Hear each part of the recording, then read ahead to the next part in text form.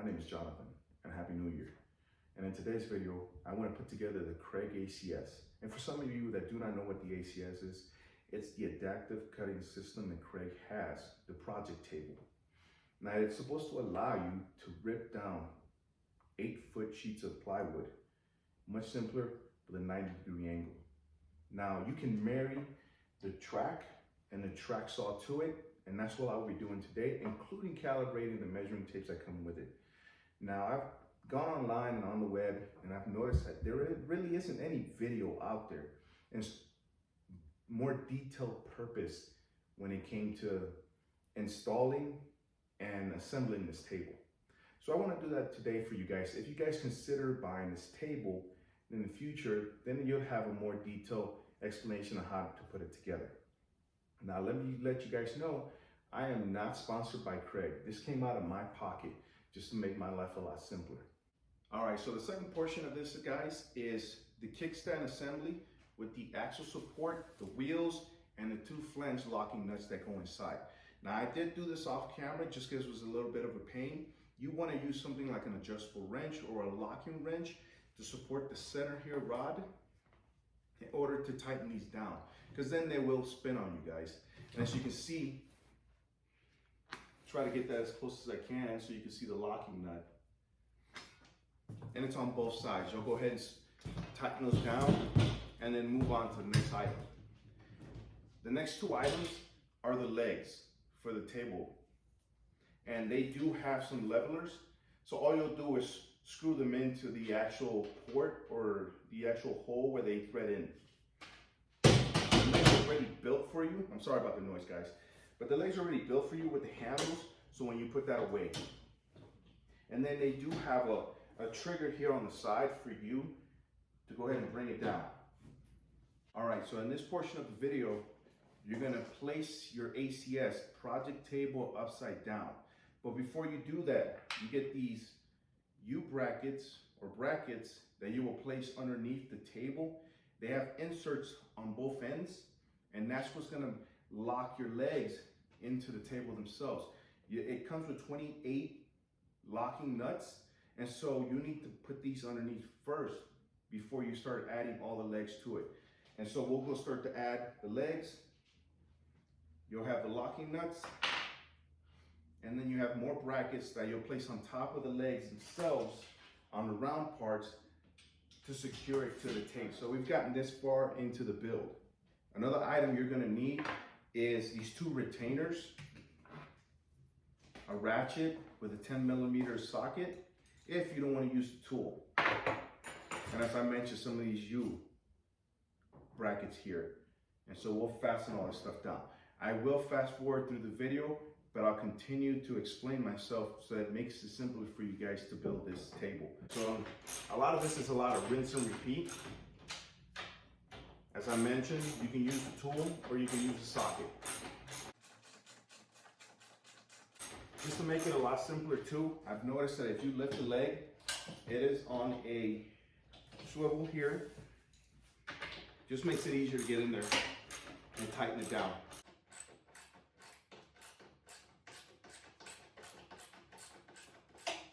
And as I mentioned, do not tighten it all the way down, just in case you have to make any fine adjustments so that it sits there plumb.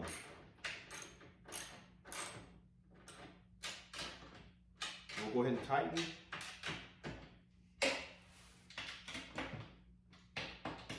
Do not over tighten these because you will strip them. You'll have problems later down the line.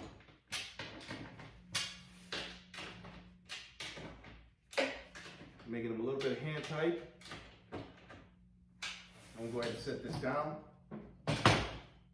We'll go ahead and start on our next leg.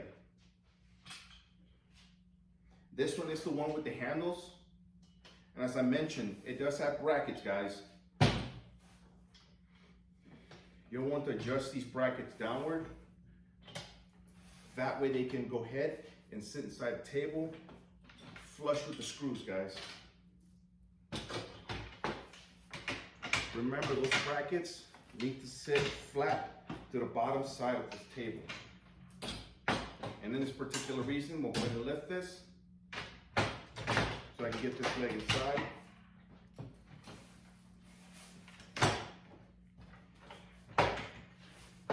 Making sure that the brackets are flat. And as I mentioned, we'll do the rinse and repeat. I should have eight of these flange locking nuts left, because you have 4 on each end of the U bolts, or I'm sorry, the U connections that will hold the U brackets down in order for you to brace this into this part and give you more security for the table. All right, so we'll go ahead and put the screws in, or I'm sorry, the locking nuts.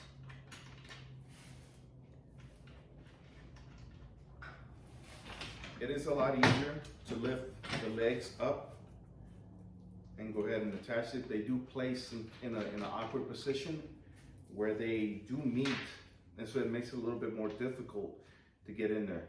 Now, if you're one of those individuals like myself that has sausage fingers, then you have a hard time getting in there and tightening these down.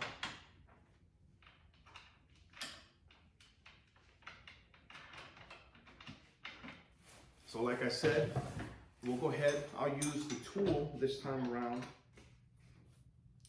All right, so I found a little error in some of the stuff that I did, and it was something simple. I totally forgot about the retainers. I set them to the side, and I completely spaced myself with them. So if you look inside the retainer, it has a lip at the bottom, okay? Underneath this leg here, the one with the handles, you'll go ahead and slide that into the little socket that it has. It'll sit flush. It'll sit flush into the bracket, and then you'll secure it to the U-bolts, and you'll finagle it a little bit. It'll sit flush in there. Now you want it to face where the handle opens on the outer side of it, so that it flips inward. And then we'll go ahead and secure this down.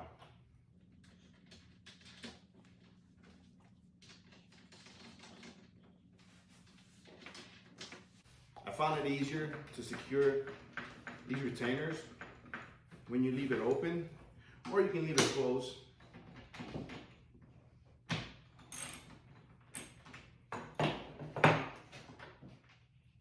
All right, so if you've gotten this far in assembling the table, adding the retainers or the fasteners, then we'll go ahead and start adding now the leg or the wheels. And as I mentioned earlier, you had 4 U-bolts on this side here, and the 2 interior ones are for the brackets or the axles here. So we'll go ahead and set them in place. You'll play with them a little bit here just to get them in place, and they'll lock into place. We'll go ahead and fasten them down with the screws. All right, everyone, and you've gotten this far. Now you see that we've had the table flipped over. I went ahead and leveled it to my ground, so make sure you're leveling in yours. It's still going to give you 90 when you make the curve, when you cut into it. But what we'll be doing first is these mounts that go to the side that will hold the track. And so you have the aluminum extrusions on the side, and these will go on your track. You should have all your hardware. Make sure you check your manual to make sure that you have all your hardware. I actually do. So I'll go ahead and start doing this for you guys. And the screws are pretty simple to do, but I'll go ahead and show you once I attach them to the actual brackets and mounts. And then we'll go ahead and do the tape measures. And so you'll get 2, one that has a 10-inch at one end and the other one at 0. You'll still have to calibrate those, but first you have to mount the track and create that curve in order to calibrate the tape measures. And we'll go from there. All right, so on this portion here, you're gonna want to install now the hinge support bracket. You'll slide 2 of your screws inside this extrusion and 1 behind the plate. It does have a tab, so it'll fit within this wedge. Go ahead and slide that in. And don't worry about it being centered just yet, because we'll get to that a little later in the video on how to center this. You'll place one of these hex bolts at the end.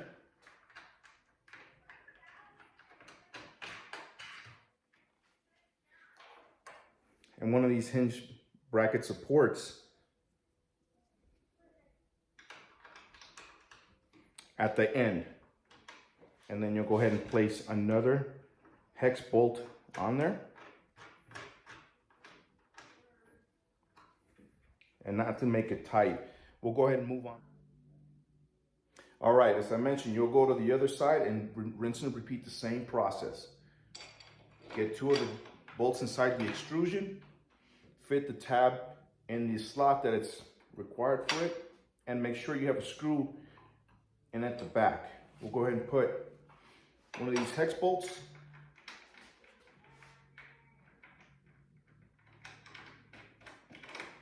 You don't have to tighten this down.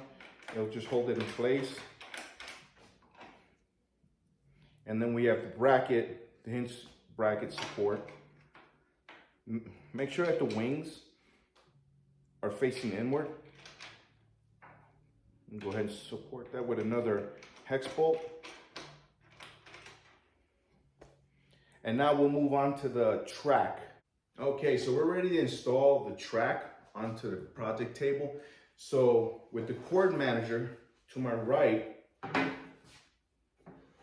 we're gonna flip it over so that the anti-strip is facing inward, okay? I'll go ahead and slide this down. You'll grab a tape measure and we'll go ahead and measure 2.5 inches and we'll make a mark.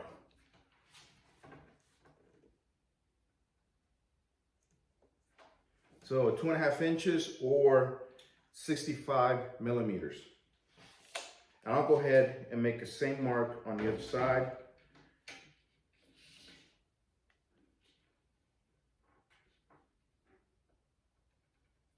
All right.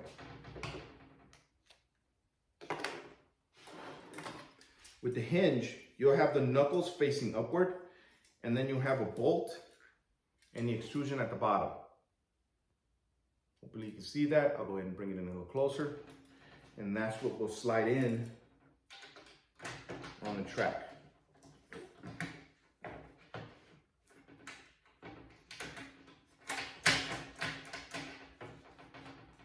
We'll meet that mark. And what we want to do is make sure it's square to that line. So you can use any type of square. This just happens to be the Kreg one that I have. I'll go ahead and make this flush. And with the Allen wrench that they give you in the package, go ahead and tighten it down.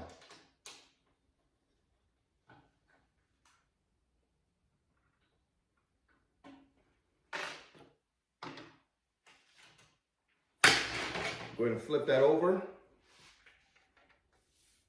And we're gonna set it inside the right extrusion bracket to hold it in place. All right, so when we're installing it, we'll go ahead and put it on the bracket, push it all the way up. Get one of these copper washers and the star nut. And go ahead and secure it at its highest position. All right, so we're ready to install the other hinge on the opposite side. Go ahead and remove your cord manager and making sure that your hinge knuckles are facing up and out. We'll go ahead and slide that in.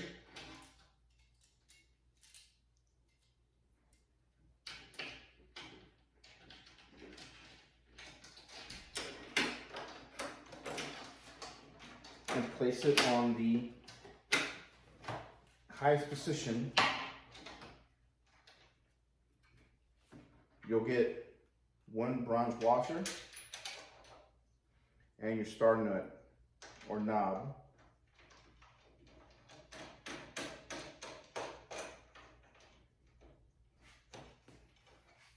And it's in its highest position, and we'll just make sure now it moves and it glides up and down. Go ahead and tighten these. And you'll want to tighten the screw underneath the track. All right, so now we're going to calibrate the track to the project table. So with your larger Versa stops, go ahead and use the first stop there. Push that in, loosen your two outer bolts, and then you'll see a gap. And all you're doing is pushing it over with a little finagling until it meets the Versa stop. Okay, so for the opposite side, you'll go ahead and do the same thing. The bigger Versa stop, slide it into the calibrating hole, loosen the screws, and then just push it over and retighten.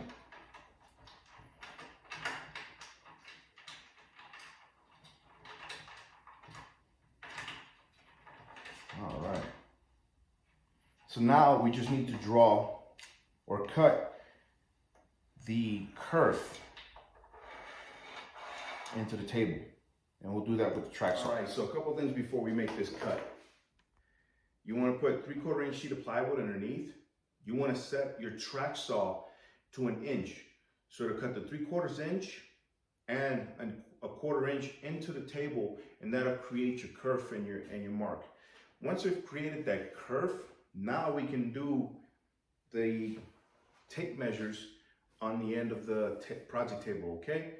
So remember, before you do this, set the saw, the 3/4 inch sheet of plywood, make sure your knobs are tight, and of course, always safety first. Hearing protection, which I have my earbuds in, and some eye pro. All right, so with the two rules, the measuring rules, you'll go ahead and slide the one with the 8 inch to your left, and then to the inside, you'll do the 0. And then you'll do the same for the other one, which is the 8 and 0 on the out. You'll grab your tape measure, and on that kerf that you cut, you'll measure 10 inches. And you'll match the 10 on the rule. When you have that set, you'll go ahead and move it up and down, and then you'll do the same thing for the 0. Now that's actually calibrated. We'll go ahead and do it on the other side.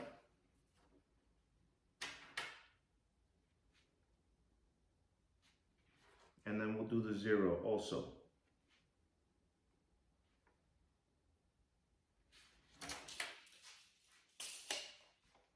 Now we want to verify that by reattaching the track and the track saw and the depth stops. So you'll do it with the knob facing inward and set it to the 10.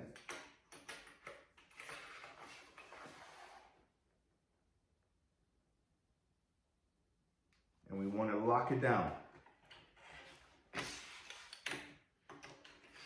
Now, whether you're on top or bottom, it's subjective to what you call it, thousandths of an inch or not. So we'll go ahead and lock that down, and we'll reattach the track. So I went ahead and reattached the track and the track saw. I'm gonna have a vacuum running, so it's gonna be a little loud because I just don't want sawdust everywhere. We're gonna verify that we do have 10 inches. If not, we gotta go back and recalibrate those rules.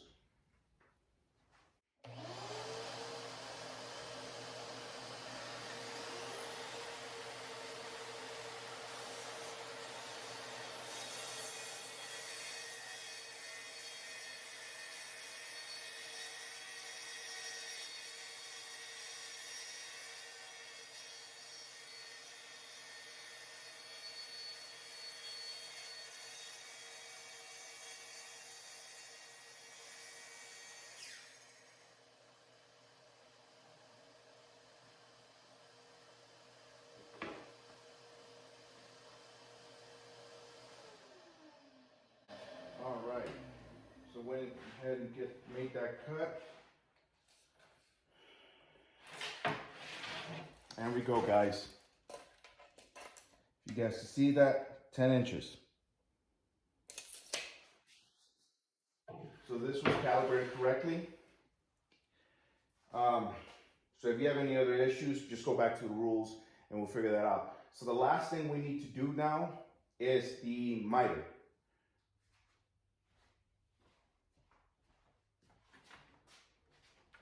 All right, guys, so the last one is the miter guide. So you'll go ahead and remove one of the repetitive stops. And you see that it has angles, degrees, and so you'll want to calibrate this one. So pick two openings, and then grab your big versus stops. These are CNC'd in here, so they should be 45. Go ahead and rest your miter guide against it. And at the indicator at the front, go ahead and loosen it and make necessary adjustments so it sits at 45.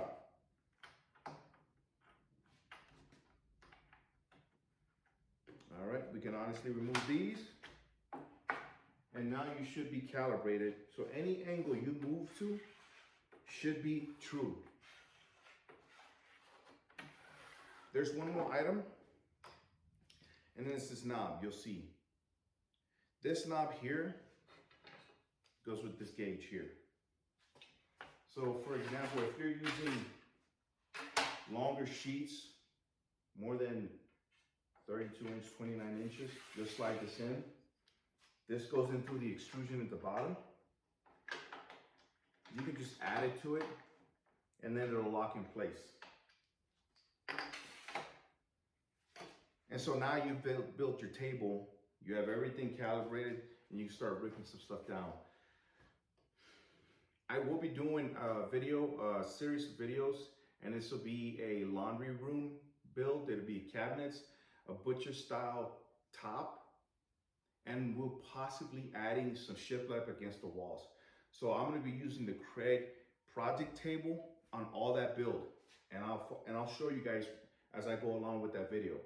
But I appreciate the time. Like I said earlier in the video, there wasn't really many videos out there that showed in-depth instructions on how to build this. Now, if you guys have any questions, please feel free to comment at the bottom, send me any questions. I typically respond within a day or so, just depending on how busy I am.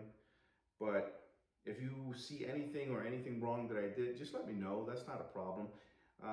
I will let you know that the table with the base at the bottom and the track and the track saw, which I purchased separately, it all adds up to about $1,000.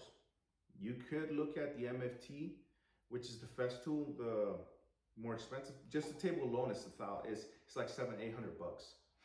Then you still have to get the track saw, and that's another $1,000, about $1,500. You're almost at $2,000 with that system. It is an amazing system, but this just felt like it was what I wanted, and it was within my budget. So guys, go ahead and like or dislike the video, but I hope to hear from you guys soon. I hope you're able to build this. Like I said, just hit me up if you have any issues. Yeah, you guys have a great day.